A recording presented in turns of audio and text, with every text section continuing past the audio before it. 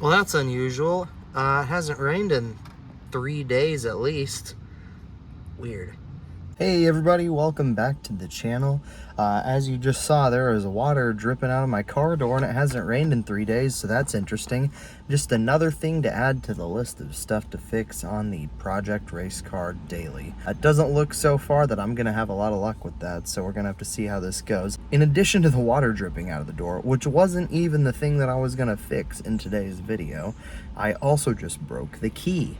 The topic of today's video is going to be the broken splitter that I mentioned from the Best Buy incident in the last video. And so you can see right here, I've got a new front lip piece right here, and I'm going to put that on right now before we do anything else. You can tell that this definitely is not a functional piece. That's definitely an appearance piece. I mean, it's got these giant gaps right here, but that's okay. It changes the way the front of the car looks a lot, and I like it. And once I start to track it, if I can feel a bunch of air flying up through the front that I don't like, we'll just take it off. That's all right. Okay, so that took a little bit longer than I thought it would. You can see it's dark now, but I've got the new lip on. It is a little bit more level than it was last time too, so that's good. And it's not shattered by Best Buy. So now that we're back out in the daylight, you can look here and see the completed front splitter is finally back on. And man, this car is absolutely filthy. So I'm gonna go wash it. And when I do, we're gonna talk about everything else that's going on with this car. Yeah, that's pretty loud. I don't particularly like to start this up when it's dark outside, if it's too late or too early. I hope you can hear me. I'm not really sure how well you'll be able to. That is super loud. Well, that's nice. 23 miles to empty. I do get in the city 6 miles a gallon. I think you could get 10 if you drove it really, really nicely. And on the highway, I do get about 20 to 22, depending on the speed. You can see here, I've got my radar detector right there, a camera thing, a little JVC Singleton radio, and I have my Hurst short throw 5-speed shifter.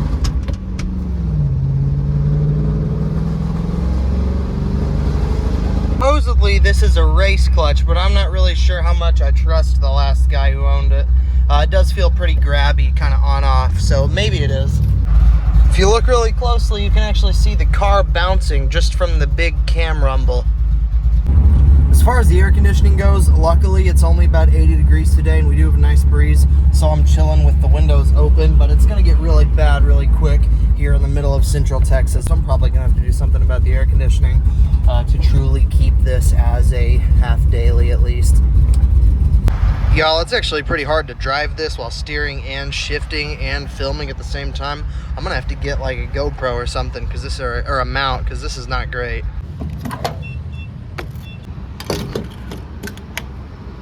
Small update on the engine light situation from yesterday after I replaced the mass airflow sensor.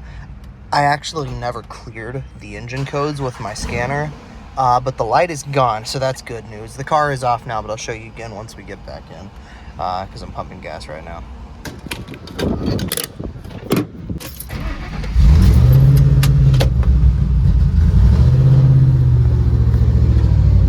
Now we got no light, but somehow we have 126 miles to empty. I don't know if you can see that.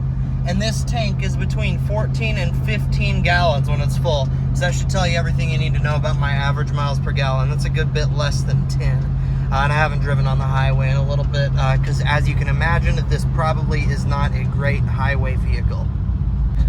So one of the unfortunate realities of having a car that is half a race car and half a daily is that, like I said, the air conditioning doesn't work and the power steering is kind of funny. You can see right here exactly how dusty this is, and therefore exactly how necessary this is. So you're gonna go ahead and get started, make this thing look nice and pretty.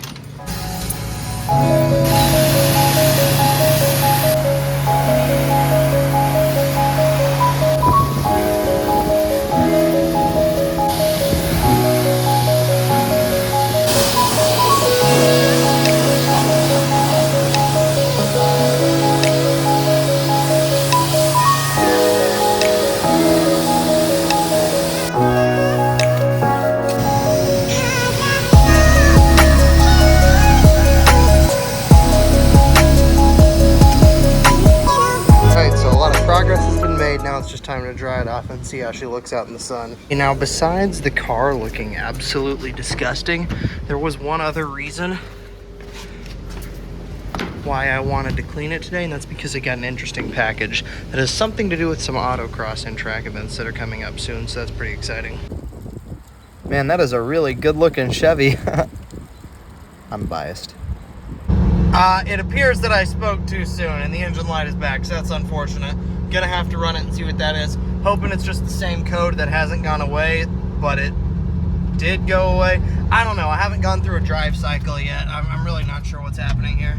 Well, there we go. That's the main reason I wanted to get all the dust off the car so I can go ahead and put these stickers on it. Gonna go drag racing, and the track requires that you have stickers on the door and one on the passenger side of your window. I made some with masking tape just to see what it looked like. Honestly, I liked the blue and I liked the shape, so I went ahead and just ordered some real stickers because I thought it looked cool, and I am planning on racing it more than just the drag racing. I don't know, what do y'all think? I think it looks pretty good. On the subject of the drag racing, I have also got these red harnesses. It's just a 4-point harness on both seats, and I did have to remove the rear seats to make it fit. Not that there was really a lot of weight reduction with that because they were like 10 pounds. Okay, so I've got autocross coming up, I've got drag racing coming up, and I've got a real track day coming up as well at MSR Houston. So that should be pretty sweet. And I believe that's all for now.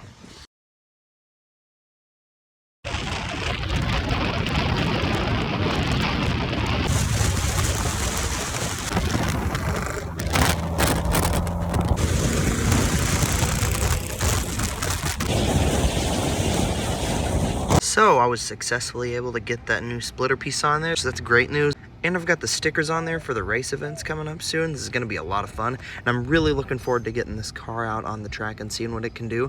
I know it's not going to be much. It is just a 3-valve, so there's not a ton it can do, especially when it's stock. And you can't really turbo these when it's on a stock internals because they can't handle more than about 450 wheel horsepower without blowing a rod or something disastrous. So for now, this is all we're going to be doing to the car as far as engine mods go. But I'm really looking forward to just having some fun with it for now. Anyway, I hope you guys enjoyed the video. I've got some more actual fun stuff coming pretty soon. I think this is going to be pretty sweet. So if you liked the video, please like the video. And if you want to see more, tune in and subscribe. Thanks.